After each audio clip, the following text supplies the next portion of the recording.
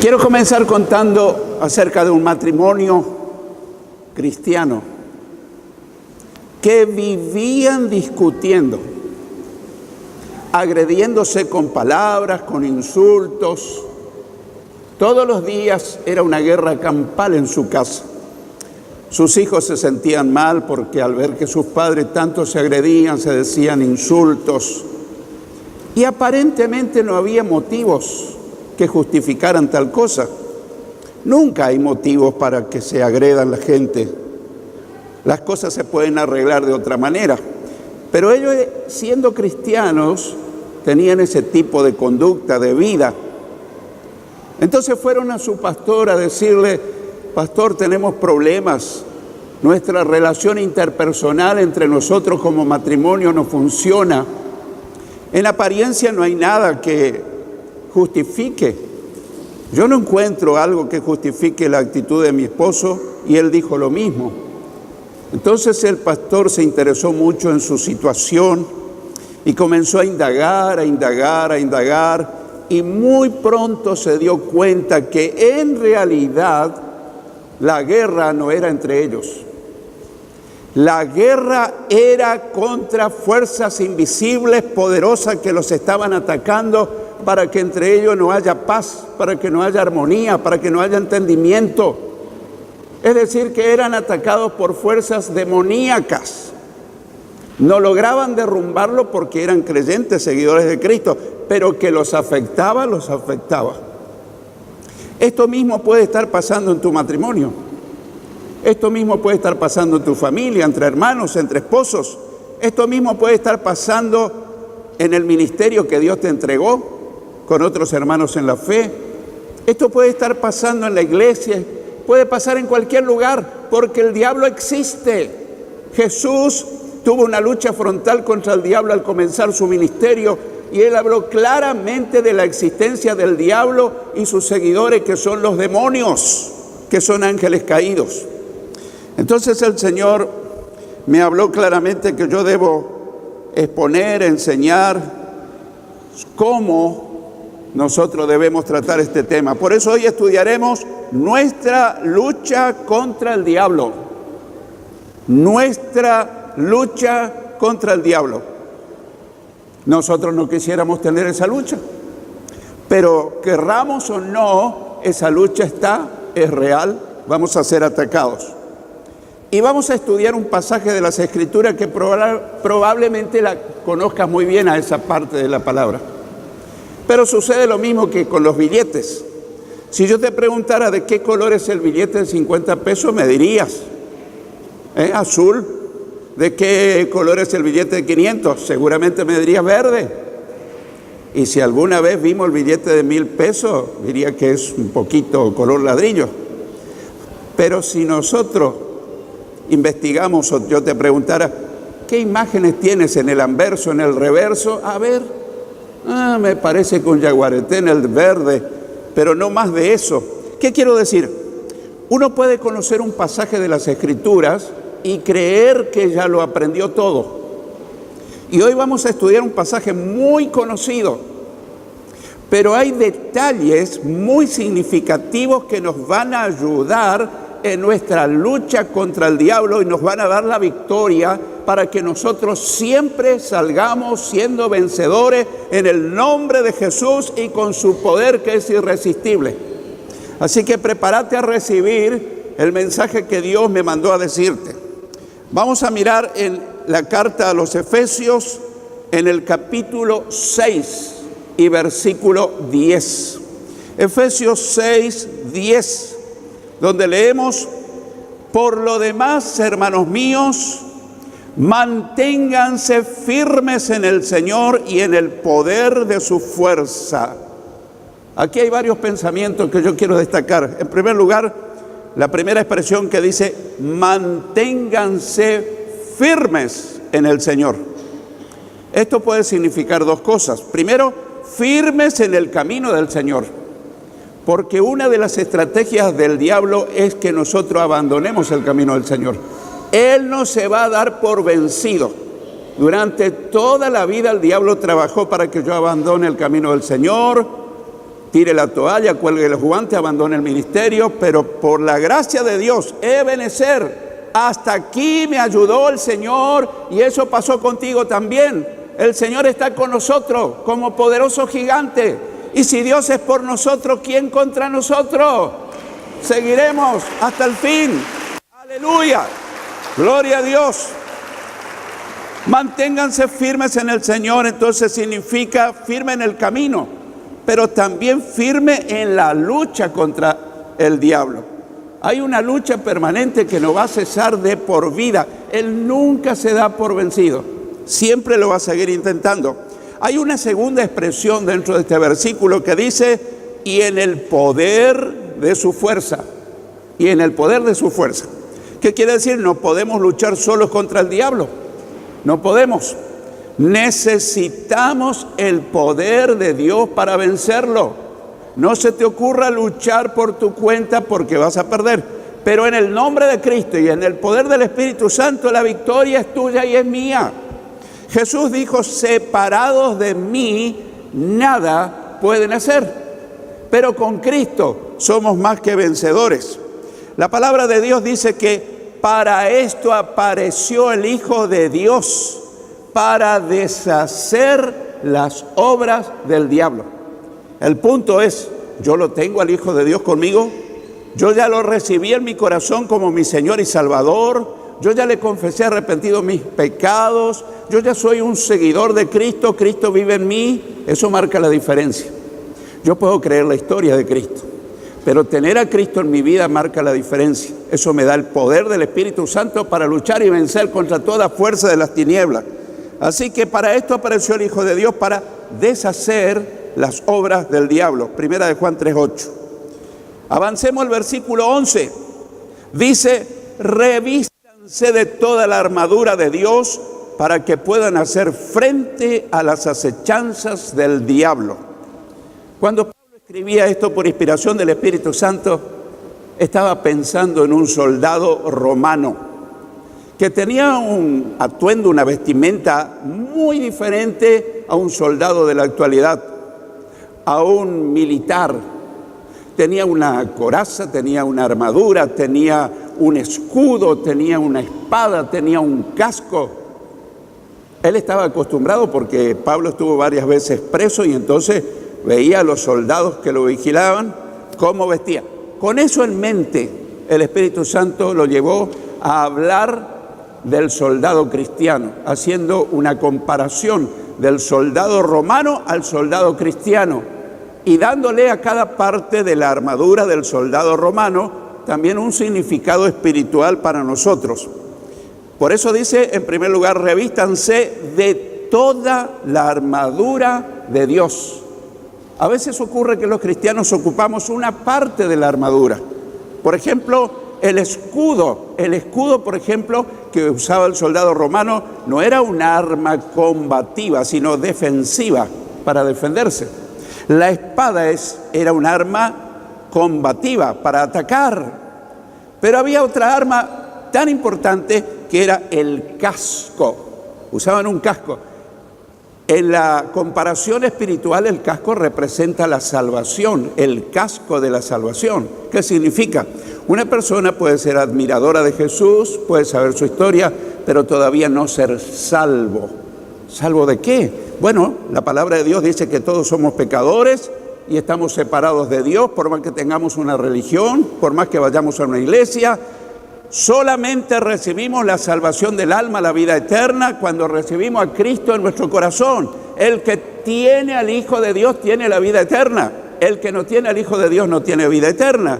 No se trata de cual o cual religión o tal o cual iglesia, sino recibir a Cristo en el corazón. Y eso es como un casco que te protege contra toda acechanza del diablo.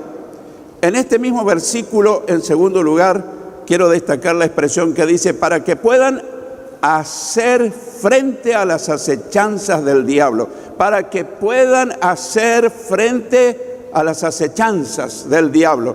Él nos buscará siempre. Lo querramos o no, lo ignoremos o lo tengamos en cuenta. Y hay veces que entre nosotros hay conflicto. Y uno dice, su mal carácter, mi mal carácter. Es probable que a algunos de nosotros nos falte tener un mejor carácter, pero el diablo sabe nuestras debilidades y las usa magistralmente para que entre nosotros haya disensión, haya división, haya controversia, haya confrontación. Él nos buscará, lo querramos o no. La Biblia dice, sean sobrios. Sobrio significa prudentes y velen. Es decir, manténganse despiertos, manténganse atentos, porque su adversario, el diablo, como león rugiente, anda alrededor buscando a quien devorar. Escucha bien ahora. Al cual resístanle firmes en la fe. Resístanle. No le permita que avance en tu familia, en tu matrimonio, en tu ministerio. Eso está en 1 de Pedro 5, versículos 8 y 9. Avanzamos al versículo 12 que dice: la batalla que libramos no es contra gente de carne y hueso, sino contra principados y potestades, contra los que gobiernan las tinieblas de este mundo, contra huestes espirituales de maldad en las regiones celestes. Acá también quiero destacar algunas expresiones de este versículo. Primero nos habla de la batalla que libramos. Esa batalla que libramos no es contra gente de carne y hueso, no es contra seres humanos. A veces pensamos que nuestras disensiones, discordia, confrontaciones es por cuestiones de carácter. Podría haber algo de eso, o nuestra naturaleza caída. Pero detrás de eso, hay un instigador que nos motiva a confrontarnos, pelearnos, agredirnos, insultarnos, ofendernos. Se llama el diablo, que es el enemigo de Dios y es nuestro enemigo. Y él tiene sus seguidores, que son los demonios. El diablo no es omnipresente, no está en todo el mundo simultáneamente como lo está Dios. Pero él tiene legiones de demonios que los envía a cada hogar, a cada iglesia, a cada pastor. No te quepa la menor duda que hay una legión atacándome continuamente a ver si me pueden derribar. No te asustes, pero detrás tuyo también hay demonios asignados para atacarte, para que claudiques, para que renuncies, para que te vuelvas atrás. Pero yo quiero decirte algo, dentro tuyo está alguien que es más poderoso que los que te persiguen. El que está en nosotros es más grande que lo que está en el mundo. Jesucristo, el Hijo de Dios, ha vencido al diablo y todos los demonios. Gloria a Dios. Tenemos que tomar conciencia, queridos, que hay fuerzas que nos batallan, que nos libran lucha. No es contra seres humanos, aunque a veces los resultados es contra nosotros. El segundo pensamiento, sino contra principados y potestades, espíritus malvados o demonios bien organizados. Están bien organizados, mejor que nosotros. ¿Para qué? Para lograr su cometido.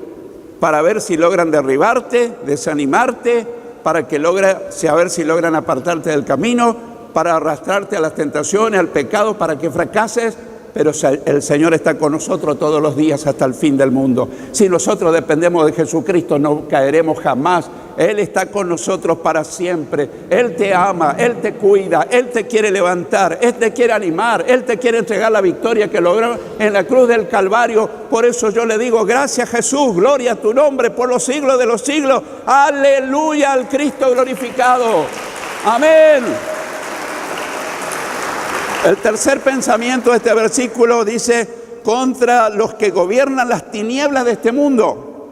Desde que Adán y Eva desobedecieron a Dios en el jardín del Edén y obedecieron al diablo comiendo el fruto prohibido, en ese momento ellos cedieron su derecho que Dios les había entregado a los seres humanos para que gobernaran la tierra, los animales y todo lo que existe. Dios le concedió a los seres humanos el poder y gobernar. Somos la corona de la creación.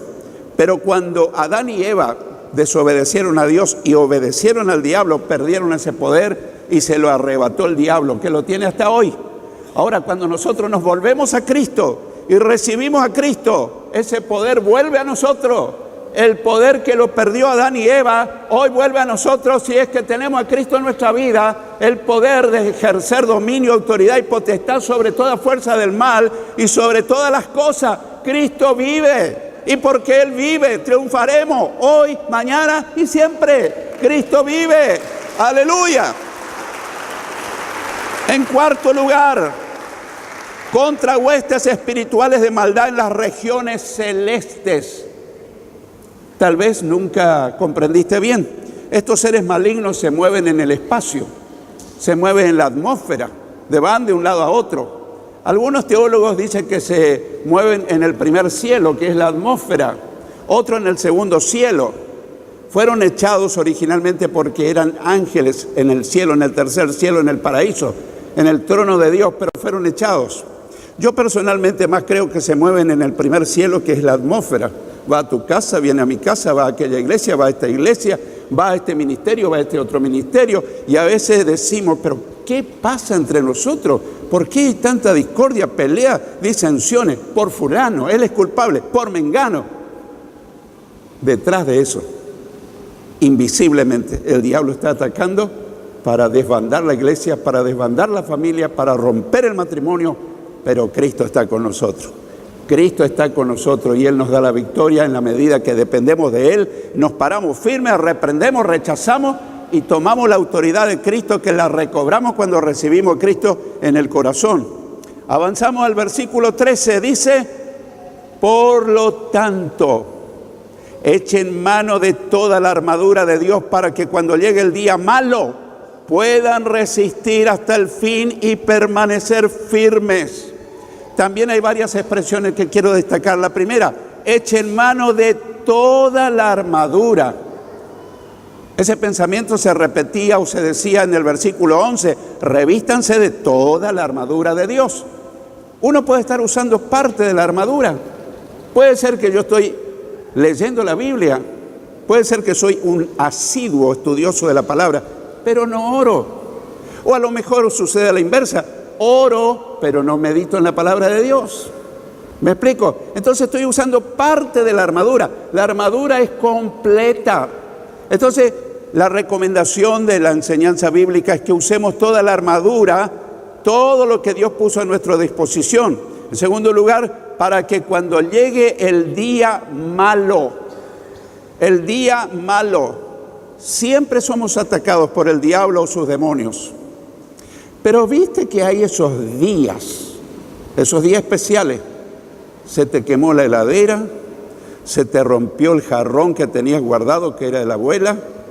Pero qué casualidad, este día justo se quemó el ventilador, este día me quedé sin gas, este día no tengo dinero. Es un día especial. Ese es el día malo. Está siendo atacado por fuerzas demoníacas. Y a lo mejor vos ingenuamente decís, ay, qué desgracia la mía, a mí me pasa de todo. Ese es el momento donde tenés que ponerte de pie y decir, diablo inmundo, te reprendo, te echo de mi casa. Esta casa la consagro para el Señor Jesucristo. Yo rechazo todo ataque de las tinieblas. En el día malo, quizás hoy es tu día malo, quizás fue ayer. No te quiero desanimar, a lo mejor es mañana. Yo lo tengo con frecuencia el día malo. Pero como yo ya estoy advertido, me preparo de antemano para cuando me atacan. Yo tengo armas poderosas. Tengo una espada filosa que se llama palabra de Dios. Tengo un escudo que me defiende, que es la fe que me defiende. Oh, pastor, pero a mí me falta fe. La fe viene por el oír y el oír por la palabra de Dios. Romanos 10:17. Tenés que leer la Biblia, tenés que meditarla y tu fe comienza a crecer y vas a estar fortalecido para resistir todo ataque de las tinieblas. En tercer lugar, para que puedan resistir hasta el fin de tu carrera en la tierra y permanecer firmes. ¿Cuántos cristianos han abandonado el camino del Señor? Y uno dice, qué irresponsabilidad. Puede ser que parte sea irresponsabilidad, pero detrás de eso hay una hábil estrategia de Satanás para separarte del camino al Señor, porque los que perseveran hasta el fin, estos son salvos. Los que permanecen. Yo no puedo seguir a Jesús un tiempo y otro tiempo tomarme vacaciones porque voy a ser blanco fácil del enemigo, porque no estamos bajo la cobertura del poder que Dios le dio a la iglesia. Mientras estamos en la iglesia, estás bajo la protección del Señor. Pero yo no puedo ser un cristiano suelto, sin iglesia. Uno que no está allí recibiendo la intercesión de toda la congregación, porque Dios responde a la oración del pueblo de Dios, que tiene poder contra las fuerzas del mal. Así que nos quieren invadir en cualquier momento, pero hay un día malo. Yo sé que algunos de ustedes están pensando, tal día fue mi día malo. Y no crea que es el martes 3, esa es una superstición. No crea que es porque pasaste debajo de una escalera. No crea que es porque se te cruzó un gato negro. Esas son supersticiones. El día malo te llega en cualquier momento, porque es un ataque del enemigo y no podés bajar los brazos. Es el momento de luchar, pelear, derrotar y avanzar en el nombre de Jesús. Avanzamos los versículos 14 y 15 que dicen: por tanto, manténganse firmes y fajados con el cinturón de la verdad, revestidos con la coraza de justicia y con los pies calzados con la disposición de predicar el evangelio de la paz. El primer pensamiento que quiero destacar es: manténganse firmes y fajados con el cinturón de la verdad. Nuevamente nos ordena mantenernos firmes en la lucha. Hoy es un tiempo, hermano querido, donde muchos cristianos no permanecen firmes. Nosotros somos llamados a permanecer firmes hasta el final de nuestro peregrinar en la tierra. Así que nos ordena que tenemos que luchar para mantenernos firmes. Un cinturón sujetaba la armadura del soldado, un cinturón. Ahora, en la comparación espiritual, ese cinturón para el soldado cristiano es la verdad. La verdad. Cuando nosotros hablamos verdad, cuando nosotros decimos la verdad, Jesús dijo: yo soy el camino, la verdad y la vida. Cuando nosotros hablamos verdad, practicamos la verdad y andamos la verdad, Jesucristo está con nosotros. Cuando nosotros andamos la mentira, practicamos la mentira, estamos usando el arma del enemigo y nos metemos en el campo minado que nos puede estallar. ¿Me explico, hermano? ¿Estamos entendiendo? Entonces, ese cinturón que sostiene toda tu armadura espiritual se llama la verdad. Luego, el segundo pensamiento que quiero destacar: revestido con la coraza de justicia. Coraza de justicia. La coraza que nos protege es la justicia o la justificación de Dios. Quiero darte una buena noticia. Cuando alguien se arrepiente de sus pecados, los confiesa a Dios y recibe a Cristo en su corazón, Dios le perdona completamente, pero además lo justifica, le da una vestidura de justicia blanca y resplandeciente. Y la Biblia dice: justificados pues por la fe, tenemos paz para con Dios por medio de nuestro Señor Jesucristo. Romanos 5:1. Si estás en Cristo, estás justificado, tenés una cobertura blanca. Jesús te la regaló cuando te perdonó, y si te mira no te ve pecado. Pero en mis pecados, pastor, ¿qué hizo? La sangre de Cristo te limpió de todo pecado. Ay, esta mañana me vine al culto y me encuentro con que estoy en pecado. Si hoy le pedís perdón al Señor y renunciás a tu pecado, Él te perdona y te deja blanco como la nieve. Y volverás a tu casa hecho un campeón, sin cargos de conciencia, libre de toda culpa y cargo.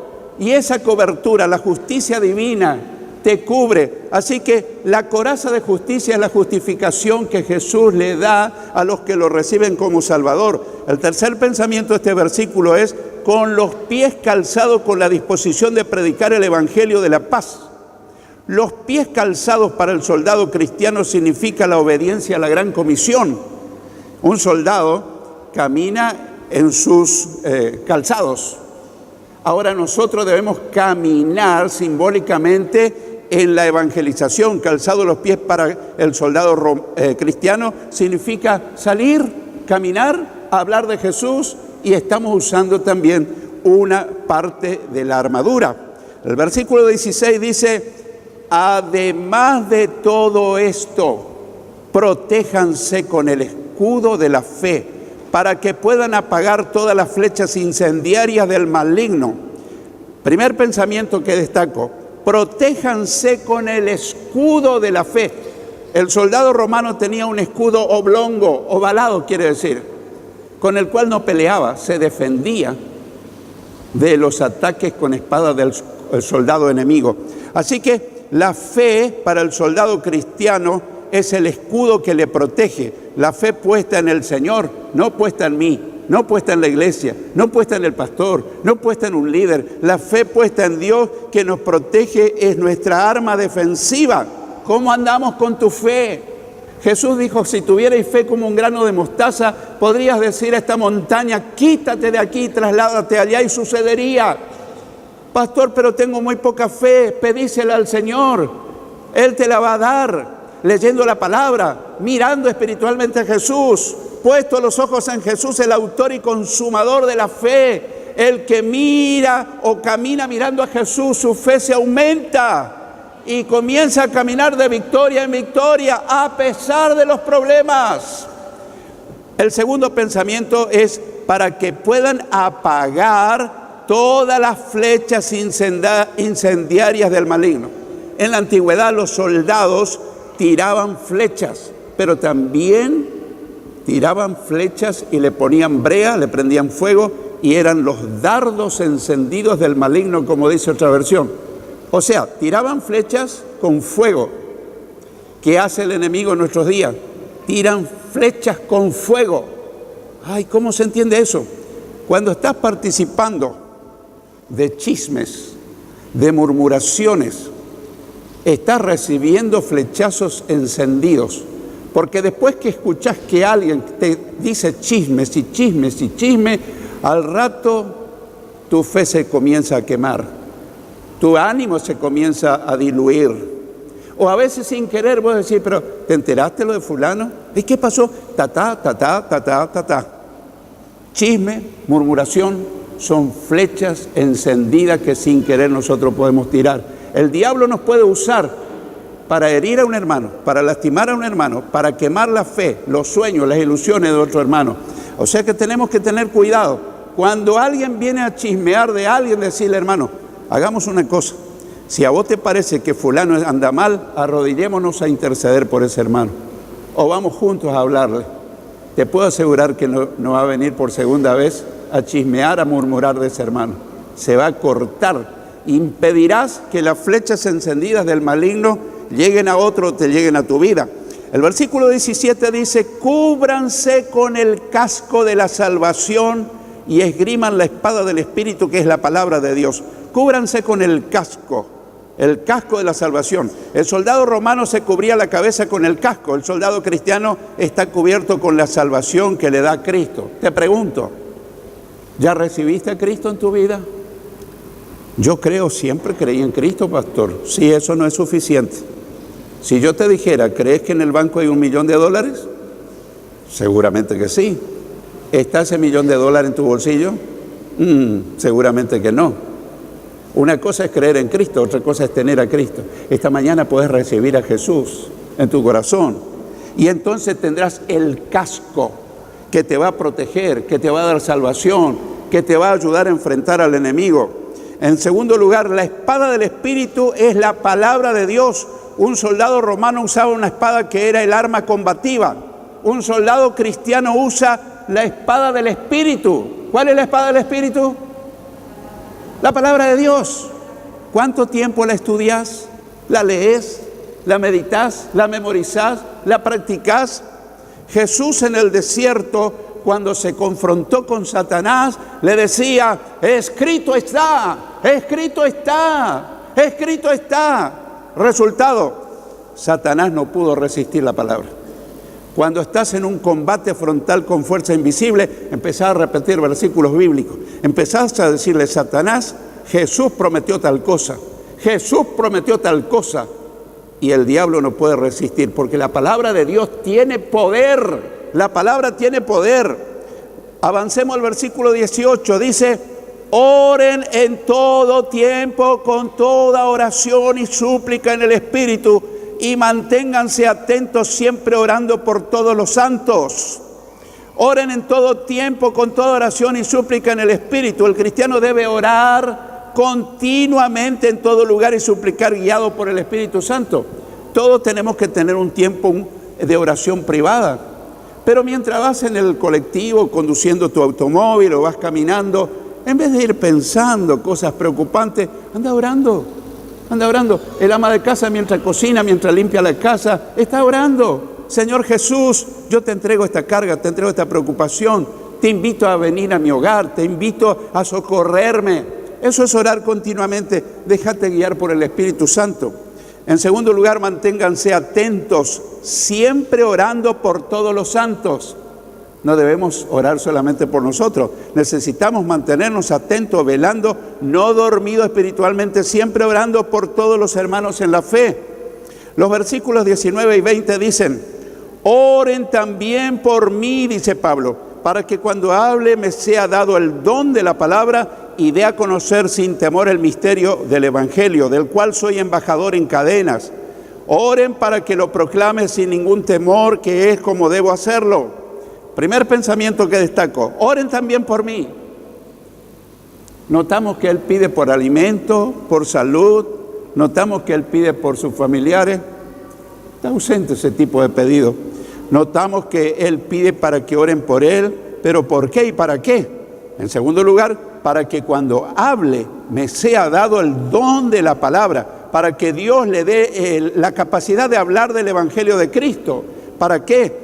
Y dé a conocer sin temor el misterio del Evangelio. ¿Por qué dice temor? Porque era un plan secreto que Dios tenía en la antigua dispensación. No se sabía que también los no judíos podían ser salvos. Pero Dios le reveló al apóstol Pablo que ahora en Cristo pueden ser salvos judíos y no judíos, de todas las razas, de todas las lenguas, de todos los colores, de todos los estratos sociales. Todo aquel que busca a Cristo recibe el perdón de sus pecados, la salvación de su alma, la vida eterna. Dios no discrimina. Dios no discrimina.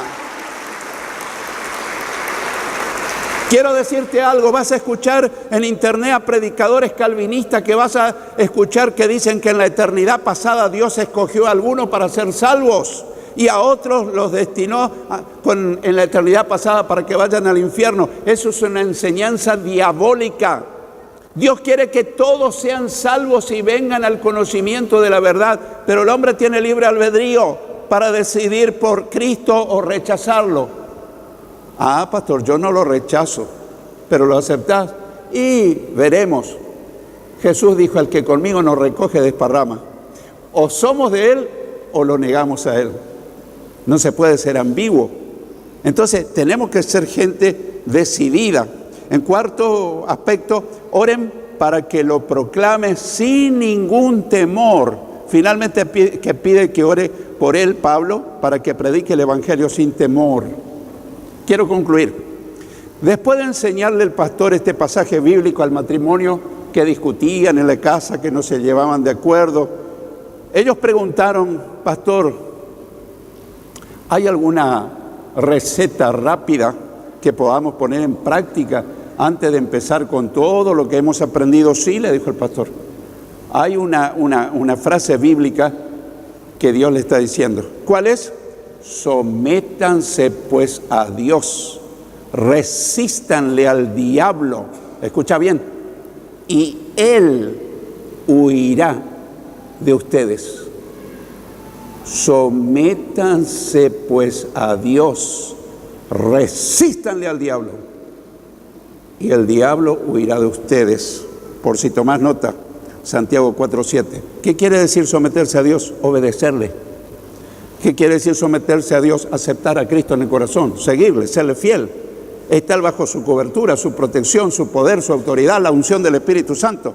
¿Qué quiere decir resistirle? Reprenderle, echarlo de tu vida. ¡Ay, tengo miedo!